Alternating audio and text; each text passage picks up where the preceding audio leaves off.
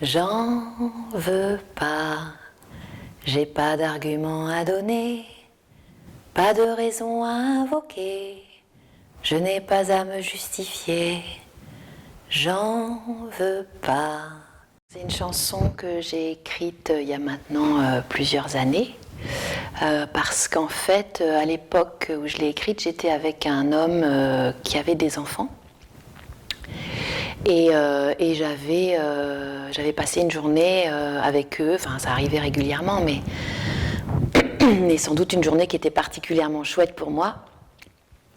Et j'avais fait un post Facebook en disant que j'avais passé une magnifique journée avec les enfants de mon compagnon et que c'était très bien pour moi et que j'en voulais pas d'autre.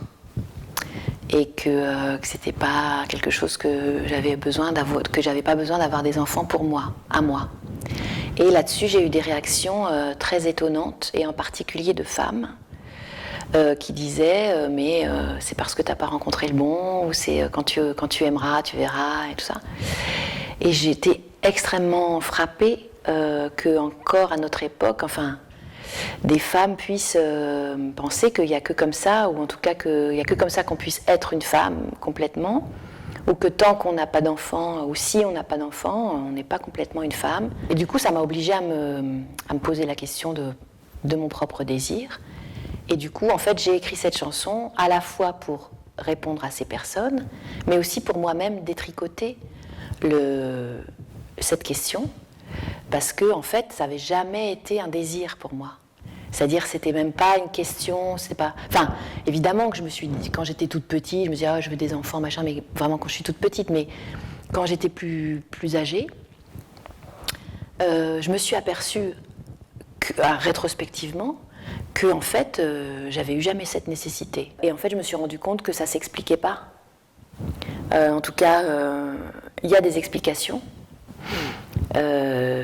qui sont celles que je dis dans la chanson, hyper rationnelles, mais en fait, au-delà de ça, il n'y a aussi pas d'explication. Pas plus d'explication de ne pas avoir de désir d'enfant que d'explication d'en avoir, de mon point de vue. Il se trouve que quand même, même si moi, je n'ai jamais éprouvé un désir personnel, individuel, spontané, de porter un enfant et de mettre un enfant au monde, bien au contraire. Enfin, vraiment, j'avais pas envie, en fait. Ce que je te disais, j'avais pas envie de sentir quelque chose en moi qui m'est un corps étranger qui bouge. J'avais pas envie de souffrir l'enfantement. J'avais pas envie d'accoucher. J'avais pas envie. Enfin, mais une fois de plus, c'est même pas que tout d'un coup je me suis dit ah non jamais. C'est juste ça venait pas et quand je me posais la question, je me disais bon non. Franchement, si je peux faire autrement. Et du coup, de travailler sur ma propre créativité m'a fait aussi regarder ça, l'enfantement, en me disant, mais c'est quoi le projet, comme dirait... Bon, c'est quoi le projet ? Et en fait, le projet, il est très souvent très narcissique, ou inconscient. Alors, c'est pas grave. Je veux dire, on peut faire des choses bien avec des mauvaises raisons. Mais après, il faut être là. Et voilà. Et donc, oui, parce que moi, je le vis aussi en tant que fille de parents. Mes parents, ils sont super, j'ai pas grand-chose à leur reprocher, c'est pas plus que d'autres parents, etc. Mais évidemment qu'il y a des choses qu'on trimballe, de manque, de poids, de trucs, de bidules, de correspondre à l'attente de trucs, bon bref, tout le bazar. Et il faut faire avec ça. Et c'est pas évident, quoi. Et moi, je me suis dit aussi ça récemment. Je me suis dit, ce dont on s'était parlé aussi. Les angoisses, par exemple. Les angoisses monstrueuses. Moi, je me suis dit, mais jamais je pourrais supporter ça. Et donc, je vais le faire peser à mon gamin, si j'ai un gamin. Je pourrais pas. Ce sera trop. Alors, peut-être parce que moi, je l'ai éprouvé, j'en sais rien, encore que je sais même pas si c'est ça. C'est plus des constructions, moi, j'en sais rien, en fait. Mais voilà, par exemple, cette question-là, parce que il se trouve que j'ai des nièces quand même et que je m'inquiète énormément pour elles, je me fais beaucoup de soucis, ça me travaille énormément. Et je me dis, dis donc, c'est pas mes enfants, alors je te dis pas, quoi.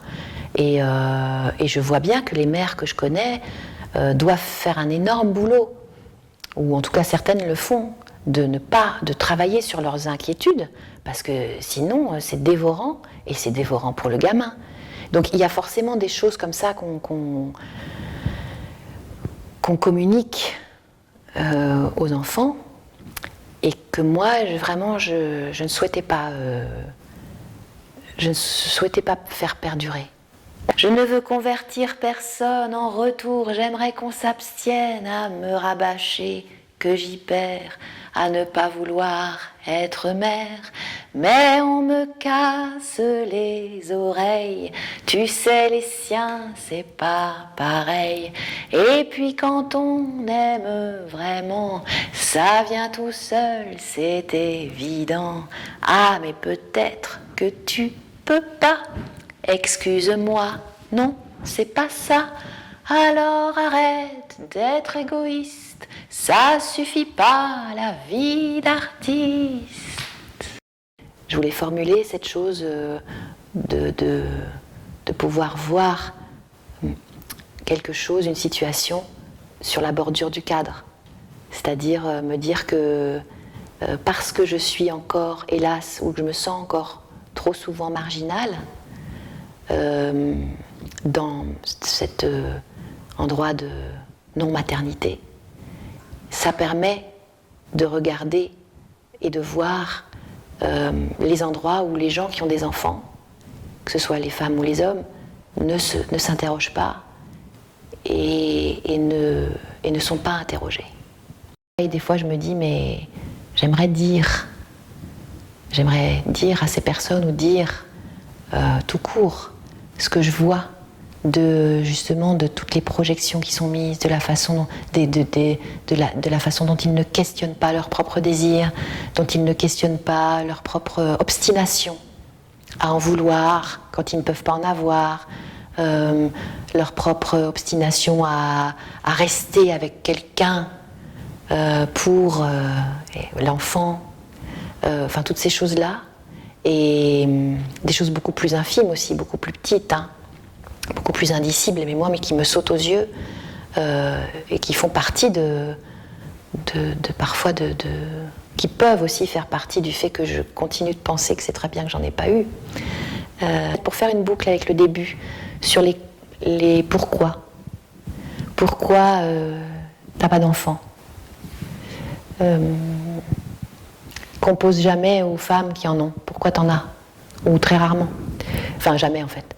Alors que quand on n'en a pas, on demande toujours pourquoi. Et c'est vrai que ouais, je trouve que ça vaut le coup de creuser cette question parce que justement, moi n'en ayant pas, et étant du coup dans une espèce de côté, hélas, hein, mais quand même je l'éprouve toujours, ce petit côté des autres. Du coup, je vois à quel point ce serait quand même pas mal de s'interroger sur pourquoi les gens ont des enfants, pourquoi les femmes à tout prix en ont, et même les hommes. Hein. Mais du coup, en plus, si ils disent que a priori, c'est pas forcément leur désir propre, mais que donc ils servent gracieusement les femmes. Oh merci. Mais bon, une fois de plus, j'espère, enfin je me dis, ça a bougé sûrement, mais voilà, peut-être toi tu auras des témoignages autres, mais bon, je me dis du coup, cette question quand même, moi je la trouve très importante, et je trouve c'est très violent le fait qu'elle ne soit pas posée. C'est très violent à la fois pour les enfants qui sont au monde, et donc pour moi qui en suis une, et puis pour moi qui suis pas mère. Et aussi sur le lien avec l'amour, de dire mais c'est parce que t'as pas encore rencontré l'amour. C'est énorme quand même. Quelle violence, quoi. Ça veut dire que l'amour n'est pas légitime tant qu'il n'y a pas d'enfant pour le prouver. Et après, moi, ça peut me traverser aussi, cette chose-là. D'ailleurs, on en avait parlé aussi, de dire, là, la mélancolie que je pourrais avoir éventuellement, c'est de me dire qu'aucun homme n'a contrecarré mon non-désir. En me disant, si, avec moi, tu vas voir. Bon, et en même temps, peut-être tant mieux. Parce que ma vie me va. C'est pour ça aussi que je parle de côté. C'est parce que quand même, à l'occasion, m'est arrivé d'entendre qu'on puisse me dire qu'il y a des choses que je ne peux pas comprendre, parce que je ne suis pas mère. Et c'est vrai, sûrement. Mais il y a plein de choses qu'on ne peut pas comprendre parce qu'on n'est pas à la place des autres. Et que du coup, justement, la question, c'est l'empathie. Et ça, l'empathie, elle est universelle. C'est pas une question d'homme ou de femme, c'est pas une question de mère, pas mère, etc. Et donc, mais c'est très facile de reléguer les femmes qui n'ont pas d'enfants à une incompréhension, puisque elles ne sont pas dans la norme, et que donc tout ça leur passe un peu au-dessus, et qu'elles sont un peu irresponsables, et qu'elles sont un peu égoïstes. Vous allez vivre ensemble ? Ah non, chacun chez soi. On se voit quand on en a envie. C'est l'idéal. T'as de la chance d'avoir trouvé l'idéal. C'est une manière de parler. Il n'y a pas de mec idéal ni de femme idéale, il n'y a que des rêves. De la même façon, je pense que des femmes qui ont des enfants et pour lesquelles c'est pénible sont heureuses de pouvoir parler entre elles.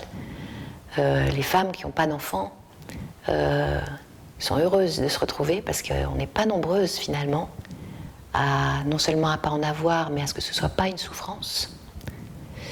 Déjà le fait de pas en avoir, puis ensuite le sous-groupe. Et ça fait du bien de se retrouver parce qu'on n'est pas raccordé, quoi.